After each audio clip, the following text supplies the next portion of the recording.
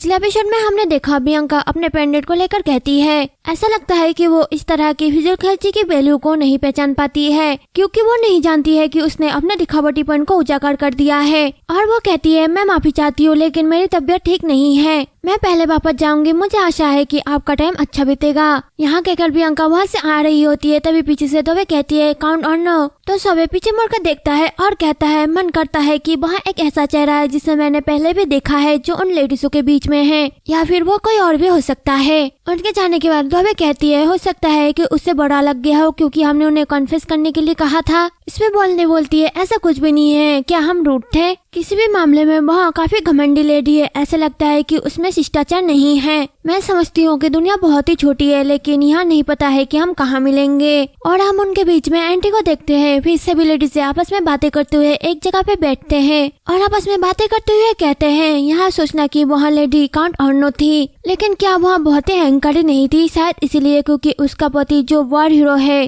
Countess Daewoo, उसकी हिम्मत कैसे हुई आपके टी टाइम के इनविटेशन को रिजेक्ट करने की? तो डेवो कहती है मैं ठीक हूँ, मुझे कहने की इससे टेबल अधिक जगह लेती। फिर बोलनी कहती है वहाँ लग्जरियस रेड ड्रेस, ऐसा लगता है जैसे उसने पेरीडोट इसलिए पहना क्योंकि उसके पास उस ड्रेस से मेल खाता हुआ कोई भी पेरीडोट नहीं था। आपके थॉट के हिसाब से एक उभरते हुए रॉयल फैमिली के पास कितनी संपत्ति हो सकती है? मुझे कहने की वे ड्रेस से मेल खाते हुए कोई चीज को ढूंढने के लिए दौड़े होंगे। तो डेवो बोलती है अच्छा ऐसा है, मैंने तो सोचा कि यहाँ एक एक्सीलेंट पेरीडोट है जो उसकी आंखों से मेल खाता है। इसमें बोलने कहती है भले यहाँ एक्सीलेंट हो लेकिन यहाँ मात्र पेरीडोट है, उसकी तुलना में आपके गले में जो ये नेकलेस है यहाँ अधिक एक्सीलेंट है। इतना चमकीला नीलम, क्या आपने इससे पहले कभी ऐसे देखा है? यहाँ किसी पार्टिकुलर काउंटर द्वारा पहने गई किसी पार्टिकुलर चीजों से पूरी तरह से अलग है। उसके बाल गहरे ओके रंग की तरह है और उसका चेहरा इतना पीला पड़ गया है कि वो बदसूरत दिख रही थी। ऐसा कहा जाता है कि काउंट ऑर्नो के पास सिल्वर कलर के बाल है, यदि उस आदमी के सिल्वर कलर के बाल है तो उसे गोल्डन बालों वाली वाइफ को लाना चाहिए था। फिर अगर उस फैमिली में कोई यंग मास्टर या लेडीज जन्म लेगी तो वो क्या करेंगे? फिर रवि बोलती है अरे काउंटेस ऑर्नो के पीले त्वचा के बारे में उन्होंने कहा था कि वहाँ बीमार थी, शायद वहाँ इसी वजह से है। इसमें बोलनी कहती है क्या आपको लगता है कि अगर वहाँ बीमार होती तो वहाँ बाहर टहलने के लिए आती, वो भी इतने अच्छे ढंग से सजने के बाद? फिर दूसरी लेडी बोलती है ओह शायद यहाँ हो सकता है ट्रेनिंग रॉयल कोर्ट डेटिंग। फिर और एक लेडी कहती है ओह अब जब मैं इसके बारे में सोचती हूँ तो हो सकता है कि यहाँ पहले उसके पास खड़ी स्कॉट में से कोई हो, शायद यहाँ दोनों ही हो सकते हैं। उस घमंडी स्वतंत्र व्यक्ति ने बहुत ही शानदार कपड़े पहने हुए थे, वहाँ शायद उसका छुपा हुआ प्रेमी हो और उसी ने उसे ऐसे कपड़े पहनाए हो। फिर बोलने कहती है कि मुझे लगता है कि वह अपने पार्टिकुलर अपीयरेंस के बावजूद भी दूसरे अफेयर में रुचि रखती है, हालांकि मुझे लगता है कि वह अपनी उन ठंडी आंखों से किसी और आदमी के दिल को नहीं जानती है। फिर वहाँ पे एंटी आती है और कहती है मैडम मुझे कुछ पता है काउंटेस ऑर्नो के बारे में जो यहाँ आपको इंटरेस्टिंग लगेगा मैडम। इसमें डेवो कहती है आपका क्या मतलब है, क्या आप किसी सभा में ऐसा कहने का साहस कर सकते हैं? फिर बोलने कहती है यहाँ से ये आजकल इतने सारे लोग अपनी सीमाओं को पार क्यों कर रहे हैं, लेकिन अब हमारी इसमें इंटरेस्ट है तो कहानी क्या है? तो डेवो कहती है ओह लेडी बोलने। फिर बोलने कहती है क्या बात है काउंटेस डेवो, हम एक्साइटेड है। फिर आंटी कहती है सच बताओ तो मैं कुछ महीने पहले ऑर्नो में रहती थी। फिर हम दूसरे सीन में देखते हैं सोबे चिल्लाते हुए कहता है मुझे याद आ गया। यहाँ सुन बियांका कहती है सर सोबे आपके मन में किस तरह के थॉट आ रहे हैं? तो सोबे कहता है मिस सिमोन मोहम्मद जो हमारे साथ काम करती थी, जिसकी आंखों के पास एक तिल था और उसके ब्लॉन्ड हेयर थे, उसका क्या नाम था? तो हिमोन बोलती है क्या आप आंटी के बारे में बात कर रहे हैं? फिर सोबे बोलता है यहाँ से ये मुझे यकीन है कि मैंने उन लेडियों के बीच उसे देखा है। फिर बियांका कहती है वहाँ कौन है जिसमें आप इतनी गंभीर दिख रही है इमोन? तो इमोन बोलती है मैडम क्या आपको याद नहीं है मोहम्मद जिसे हमने बाहर निकाल दिया था क्योंकि उसने आपसे कुछ अशिष्टाचार बात कही थी? शायद मैंने आपको अनावश्यक रूप से कुछ याद दिला दिया है जो आप पहले ही भूल चुके थे। तो बियांका कहते हैं मैं उस दिन को कैसे भूल सकती हूँ, उस दिन के बाद से आपने दिन रात मेरे हाथों में मालिश की थी, मुझे इसे नहीं भूलना चाहिए क्योंकि यहाँ मेरे लिए बहुत ही कीमती यादें हैं। यहाँ सुनिए वन खुश होकर कहती है मैडम। फिर बियांका कहती है वहाँ काफी भाग्यशाली है, सोचिए इतने कम समय में वहाँ एक कुलीन लेडी की मेड बन गई है। चलो अब हम वापस चलते हैं, वैसे भी दर्जी काउंट की फिटिंग के लिए दोपहर में आ रहे हैं। इसके बाद वो वहाँ से जाने लगते हैं और सब इमोन से पूछता है मिस इमोन क्या सब ठीक रहेगा? वहाँ बच्ची एंटे क्या आपको नहीं लगता है कि वहाँ मैडम के प्रति अपनी नाराजगी के कारण कोई अजय अफवाह या कुछ और फैलाएगी? वहाँ वही लड़की है जिसके कारण एस्टेट में लंबे टाइम तक बुरी अफवाहें फैल रही थी, यहाँ तक कि उसे बाहर निकाल दिया गया था आखिरकार। तो इवोन बोलती है लेकिन शायद वहाँ सावधान रहेगी क्योंकि उसे स्टेज से बाहर निकाल दिया गया था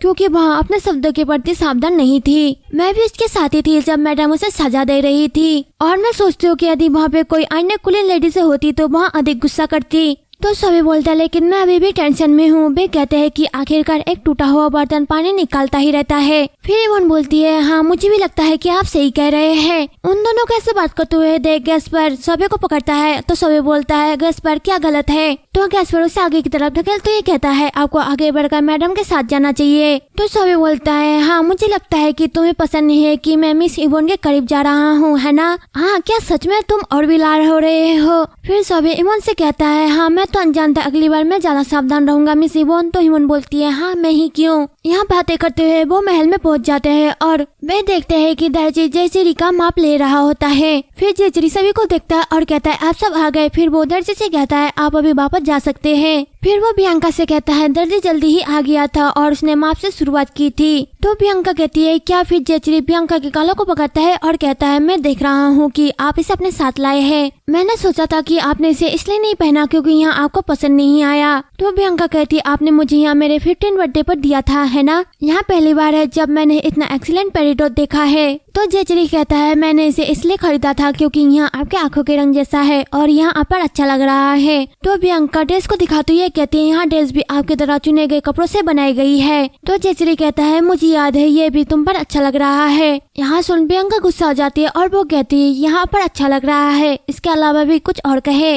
यहाँ सुन जेचरी घबराती है कहता है यहाँ वहाँ इसलिए वो। और फिर वो बियांका के कानों के पास जाके कहता है बियांका यहाँ पर बहुत ही ज्यादा सुंदर लग रहा है। यहाँ सुन बियांका ब्लश करने लगती है और मनी मन कहती है मैंने कभी क्यों नहीं सोचा है कि वहाँ आदमी किसी अन्य लेडी को छुपा सकता है। ऐसी कोई लेडी उसके आसपास मौजूद ही नहीं होगी, वह बोलने में बहुत ही कमजोर है। और वो जेचरी का हाथ पकड़ते हुए कहती है थैंक यू योर मैजेस्टी, थोड़ा इंतजार करें मैं कुछ अधिक आरामदायक पहन लूंगी, आइए मिलकर साथ में कपड़े को चुनते हैं। इस पे जेचरी कहता है ठीक है फिर ऐसा ही करते हैं। फिर बियांका वहाँ से चली जाती है। उसके जाने के बाद जेचरी उन दोनों से कहता है तो क्या आपने मेरे भाई या सेकंड प्रिंस को देखा था? तो सभी कहता है नहीं आज हमने कुछ भी ऐसा नहीं देखा है जिससे कि हमें लगे कि वो उनके साथ है। फिर कैसवा जेचरी के कान में जाकर कहता है हमने आज उस मेड को देखा जिसे बाहर निकाल दिया गया था। इसमें जेचरी कहता है क्या वहाँ फिर से बियांका के प्रति रूठ थी? तो सभी कहता है रियली मैंने पहले उसे देखा था, मैडम ने उसे नहीं देखा और न ही ऐसा लगता है कि वहाँ उसे अच्छी तरह से याद रखती है। हालांकि मुझे यकीन है कि ऐसी चीजों को भूलना आसान नहीं है। वहाँ कहती है कि उन्हें याद है कि इवोन ने दिन रात उसके हाथों में मालिश की थी। यहाँ सुन जेचरी मनी मन कहता है बियांका ने सौबे के साथ ऐसी बातें कही और वो कहता है लेकिन सौबे आपने जो कपड़े पहने हैं वहाँ फेमिलियर क्यों लग रहा है? तो सौबे बोलता है ओह बिल्कुल यहाँ आपको फेमिलियर ही लगेगा, आखिरकार वे आपके कपड़े हैं और मैडम ने इसे मुझे दे दिया।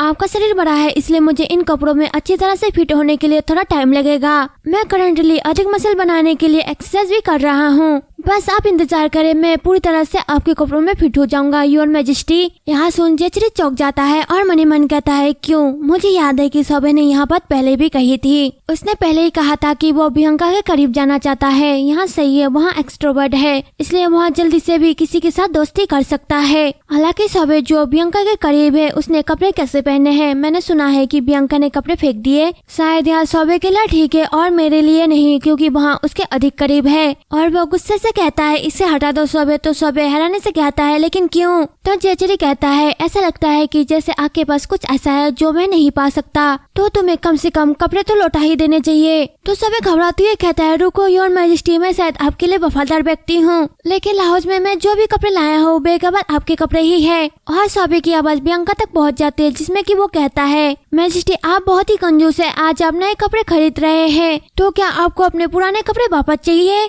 यहाँ सुन बियांका कहती है मैं देख रही हूँ यहाँ बहुत ही शोर हो रहा है, मुझे बाहर जाते टाइम थोड़ा सावधान रहना चाहिए क्योंकि जब भी सर सौबे आसपास होते हैं तो शोर हमेशा बहुत होता है। तो इमोन बोलती है शायद इसीलिए बहुत स्वतंत्र देश से है, वह अपने विचारों को स्पष्ट रूप से बता देते हैं और ऐसा नहीं लगता है कि वो कुछ छिपा रहे हैं। मैंने सोचा कि सभी नट शांत होंगे लेकिन मैजेस्टी ही शांत है और सर गैस्पर वो भी काफी शांत स्वभाव के हैं। इस पे बियांका बोलती है मुझे लगता है कि आपको शांत स्वभाव वाले लोग पसंद है इमोन, इसलिए आपको सर गैस्पर जैसे लोग बहुत ही पसंद है। तो इमोन बोलती है ओ मैडम आप मुझे भी कैसे चिढ़ा सकते हैं? और बिल्कुल ऐसा टाइम भी होता है जब मैं सोचती हूँ कि अच्छा होगा कि सर गैस्पर भी अधिक बोले, लेकिन ऐसा नहीं है। वहाँ अपने विचारों को सिर्फ इसीलिए नहीं दिखाते हैं क्योंकि वहाँ बहुत ही शांत रहते हैं, वहाँ बहुत ही जागरूक है, वहाँ देखभाल भी करते हैं और बहुत ही दयालु है। हालांकि मुझे यहाँ भी पता है कि वहाँ एक नाइट है और मुझे ऐसे व्यक्ति के प्रति अपनी फीलिंग को लापरवाही से नहीं रखनी चाहिए। इस पे बियांका कहती है तो क्या हुआ इमोन, आप बहुत ही वंडरफुल व्यक्ति है। मैं आपके मास्टर होने के रूप में यहाँ कह सकती हूँ कि आप किसी के अन्य की तुलना में बहुत ही वैल्यूएबल है। खुशी एक ऐसी चीज है जिसे आप भी प्राप्त कर सकते हैं। यदि कोई चांस आपके आंखों के सामने है तो उसे ना गवाए। फिर इमोन कहते हैं मैडम, तो बियांका कहते हैं हिम्मत रखो इमोन। फिर इमोन बोलती है क्या आप नहीं जानते हैं मैडम, मैंने पहले ही अपने आंखों के सामने मौका ले लिया है, इसलिए मैं खुश हूँ। आप नहीं जानते हैं कि आपके मेड बनकर मुझे कितनी खुशी मिलती है। यहाँ सुन बियांका शर्मा तो ये कहती है अरे बाप ने, मैंने नहीं सोचा था कि आप ऐसे शर्मनाक बातें भी कर सकते हैं। तो इमोन कहती है अगर मैं एक वैल्यूएबल चीज बन गई हूँ तो यहाँ आपकी वजह से है मैडम, इसलिए मैडम आपको भी मेरे साथ खुश रहना चाहिए। यहाँ सुन बियांका मनी मन कहती है खुशी, जब मैं 18 साल की एज में अर्नो में वापस आया, मैंने बस इतना ही सोचा कि मैं अपने अतीत को कैसे बदल सकती हूँ जिसमें मैं दुखी थी। मुझे पहले से ही पता था कि भविष्य कैसा होगा, लेकिन इसका मेरी खुशी से कोई भी लेना देना नहीं था। फिर भी यहाँ सिर्फ मेरा जीवन नहीं है, वहाँ जीवन जिसमें मैं वापस आई हूँ। मुझे एहसास हुआ है कि मेरे आसपास और लोगों की भी जिंदगी है। मैं चाहती हूँ कि हर किसी का जीवन वैल्यूएबल समझा जाए और हर किसी का अंत खुशी के साथ हो। हालांकि मुझे यकीन है कि मुझ पर कोई भी विश्वास नहीं करेगा कि मैं पिछले जीवन से लौटी हूँ। अगर मैं कहूँ कि जेकब गद्दार बन जाएगा जिसने अपने देश को बेच दिया, क्या कोई भी मुझ पर विश्वास करेगा? हमें अभी भी अपने रूम को साझा करना, लेकिन इस जीवन में मैजेस्टी के साथ मेरा रिश्ता क्लियरली अलग है। अतीत बदल रहा है, इसलिए भविष्य भी धीरे धीरे बदलेगा। यदि मैजेस्टी और हम करीब आ जाए तो ऐसा समय भी आएगा कि मैजेस्टी मेरी हर बात पर विश्वास करेंगे। तो मुझे अलर्ट रहना चाहिए ताकि मैं अपने चांस को ना खो दूं। इसके बाद इमोन कहते हैं मैडम, आज केवल आप मैजेस्टी के साथ ही काम कर रही है ना? तो बियांका कहती है यही प्लान है क्योंकि मेरे पास पहले से ही बहुत कुछ है। तो इमोन कहती है ईमानदारी से कहूँ तो जब आप टूर्नामेंट देख रहे होते हैं, आपके पास पहनने के लिए पहले से ही सुटेबल कैप नहीं है। मैं एक खरीदने के बारे में सोच रही थी। तो बियांका कहती है टूर्नामेंट, हाँ, क्या मुझे इसमें भाग लेना चाहिए? फिर इमोन बोलती है हाँ, क्या आपको नहीं लगता है कि इसमें नाइटो का मनोबल बढ़ेगा? इसके अलावा अन्नो के 4 लोग इसमें भाग लेंगे। तो बियांका कहती है 4 लोग, दूसरा पर्सन कौन है? फिर इमोन बोलती है ओह मैडम, ऑफकोर्स वहाँ मैजेस्टी है। टूर्नामेंट यहाँ एक नाइट मैच है जो घोड़े के ऊपर होता है। जो व्यक्ति तेज गति से चलने वाले भाले से बचकर घोड़े के ऊपर बना रहता है वहाँ विजेता होता है। क्योंकि यहाँ एक ऐसा मैच है जिसमें कोई भी व्यक्ति अपने जान को जोखिम में डालता है, इसलिए विजेता नाइट को एक अनबिलीवेबल सम्मान मिलता है, एक गोल्डन रोज जो कभी नहीं मुरझाता है। लाहौर में टूर्नामेंट के विजेता को जिसे वहाँ गोल्डन रोज मिलता है, वहाँ विजेता अपने प्रेमी को वहाँ गोल्डन रोज गिफ्ट में देता है जो टूर्नामेंट में देखने के लिए आया होता है। मुझे यकीन है कि मैजेस्टी आपको वहाँ गोल्डन रोज गिफ्ट में देने का प्लान बना रहे हैं। यह बहुत ही रोमांटिक है। तो बियांका कहती है मुझे रोमांच जैसी चीजों की जरूरत नहीं है। यहाँ कहकर वो वहाँ से जाने लगती है। तो इवन बोलती है मैडम। तो बियांका मनी मन कहती है कुछ डिफरेंट हुआ है मेरे पिछली लाइफ और अभी की लाइफ में जब से मैं वापस आई हूँ। इसका मतलब यहाँ भी हो सकता है कि मैजेस्टी की डेथ भविष्य में अलग तरीके से घटित हो सकती है। यहाँ सोचते बियांका जेचरी के पास जाता है और वो देखती है कि जेचरी ने सोबे को पकड़ रखा है। फिर सोबे बियांका को देखता है और कहता है काउंटेस प्लीज मेरी मदद करो, मैजेस्टी मुझे नंगा करने की कोशिश कर रहे हैं। इसमें जेचरी कहता है मैं यहाँ सेट वापस ले रहा हूँ क्योंकि ये अच्छा लग रहा है। तो बियांका मनी मन सोचती है शायद वहाँ युद्ध के मैदान में तीर से नहीं मारा जाएगा, बल्कि इसलिए कि टूर्नामेंट के दौरान जब वह अपने घोड़े से गिर जाता है तो कुछ गलत हो जाता है। और वो जेचरी के सर को खींचते हुए कहती है मैजेस्टी प्लीज ऐसा ना करे, मेरा मतलब है कि टूर्नामेंट में प्लीज टूर्नामेंट मत करो। यहाँ सुन जेचरी हैरानी से कहता है ऐसा मत करो। तो बियांका कहती है यहाँ एक खतरनाक मैच है, मैंने सुना है कि लोग भाले से मारे जाते हैं या अपने घोड़ों से गिर जाते हैं और ऐसे भी लोग हैं जो मैच के दौरान मर जाते हैं। और वो मनी मन कहती है मैं इतनी टेंशन में क्यों हूँ? क्या इसके कारण यहाँ है कि अभी तक हमारा कोई बारिश नहीं है, ठीक है, इसलिए मैं इतने टेंशन में हूँ। मुझे मैजेस्टी को कुछ भी खतरनाक काम करने से रोकना होगा, कोई बात नहीं। इसके बाद भी सोबे बोलता है मैडम आपके बातचीत के बीच आने के लिए माफी चाहता हूँ, लेकिन यहाँ टूर्नामेंट स्पेशल इवेंट है जो वे क्राउन प्रिंस की सगाई के सम्मान में इवेंट कर रहे हैं। यहाँ एक ऐसा इवेंट है जिसमें अनस्किल्ड नाइट भाग नहीं ले रहे हैं और केवल चुने हुए नाइट ही भाग लेंगे, इसलिए कोई भी बड़ी दुर्घटना नहीं होगी। इसके अलावा मुझे लगता है कि इसके बारे में ज्यादा टेंशन लेना अच्छी बात नहीं है। यहाँ इसके लिए उन्हें युद्ध में जाना पड़ रहा है, ना कि वो खुद के लिए जा रहे हैं। आप देखिएगा मैजेस्टी के ग्रुप को डेथ के ग्रुप के नाम से भी जाना जाता है। यहाँ सब सुन के जेचरी मन ही मन कहता है बियांका मेरे लिए चिंतित है, वहाँ है। फिर बियांका सब से कहती है यहाँ कोई हंसी की बात नहीं है और यहाँ आपके लिए भी लागू होता है। ऐसे खतरनाक मैचेस में लड़ने का क्या मतलब है? तो सभी बोलता है माफ करना, लेकिन यहाँ केवल इसीलिए है क्योंकि यहाँ मैजेस्टी का आदेश है। इसे सुन फिर जेचरी मन ही मन कहता है बिल्कुल, वहाँ सिर्फ मेरे बारे में चिंतित नहीं थी। फिर बियांका जेचरी की तरफ देखती है और गुस्से में कहती है मैजेस्टी आपने टूर्नामेंट के बारे में कुछ क्यों नहीं कहा? यहाँ कोई शतरंज का मैच नहीं है, यहाँ युद्ध जैसा मैच है जहाँ आप घोड़े पर भाला चलाते हैं। इसके अलावा अगर मेरे हस्बैंड कोई मैच खेल रहे हैं तो मुझे निश्चित रूप से उसे देखने जाना होगा। ऐसे सिचुएशन में क्या आपको नहीं लगता है कि कम से कम आपको मुझे एक बार बताना चाहिए था? तो जेचरी फिर से मन ही मन कहता है ओहो अब मैं क्या करूँ, मैंने इसे फिर से गलत समझा।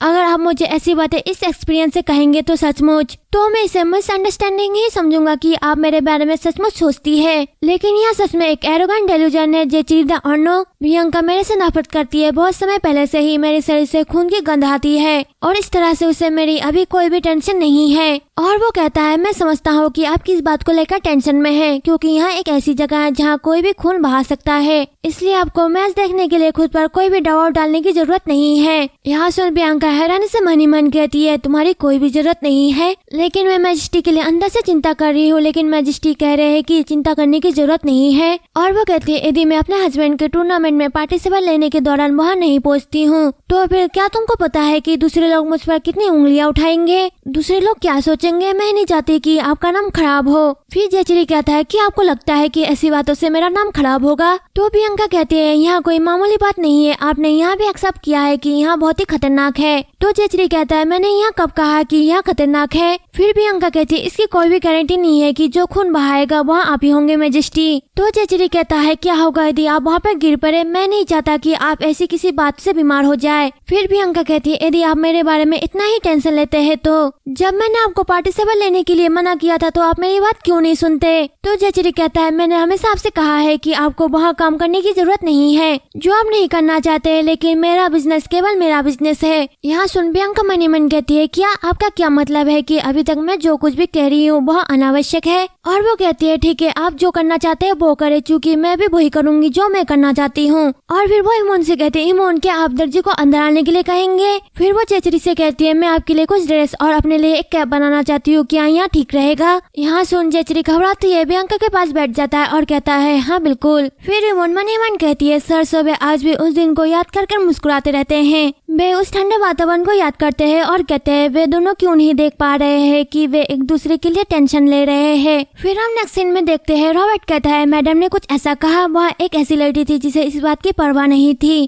कि आप युद्ध के लिए बाहर गए हैं, लेकिन उसके लिए अपनी आवाज उठाना और एक इंटरेस्टिंग मैच का विरोध करना। फिर सॉबी कहता है लेकिन मैडम गलत नहीं है, यहाँ कुलीन वर्गों के लोगों के लिए इंटरेस्टिंग हो सकता है लेकिन यहाँ फिर भी एक मौत का मैच है। लेकिन अगर वो टेंशन ले रही है तो उन्हें अपने खिलाफ जा रहे नाइटू के बारे में भी टेंशन लेना चाहिए। इस पे जेचरी कहता है उसने मेरी चिंता के कारण ऐसा नहीं कहा। तो सभी बोलता है आप फिर से ऐसा ही कह रहे हैं, मैं आपको बता रहा हूँ कि वो सच में टेंशन ले रही थी, वहाँ शायद अपने कमरे में अकेली रो रही होगी। फिर रॉबर्ट कहता है मैजेस्टी क्या आपको नहीं लगता है कि यहाँ एक अच्छा आइडिया है? क्या यहाँ एक अच्छा चांस नहीं है? आपको अपना वाइफ का एक्सक्यूज देकर पार्टिसिपेट नहीं करना चाहिए। मजाक को छोड़ दे तो सेवरन में ऐसा कोई भी नहीं है जो आपके घुड़सवारी स्किल से जीत सके। क्या आपने मैजेस्टी के प्रपोजल को इसलिए एक्सेप्ट किया क्योंकि आपके पास कोई और चॉइस नहीं थी? स्पेशली इसलिए क्योंकि इस बार कॉस्टिक नाइट भी इसमें भाग ले रहे हैं। उन्होंने कहा है कि कम से कम सेवरन में एक विजेता तो होगा ही। इसमें जेचरी कहता है अब यहाँ सिर्फ एक ही कारण नहीं है, यहाँ सच है कि मुझे भाग लेने के लिए मजबूर किया जा रहा है, लेकिन लगता है कि सब कुछ ठीक हो गया।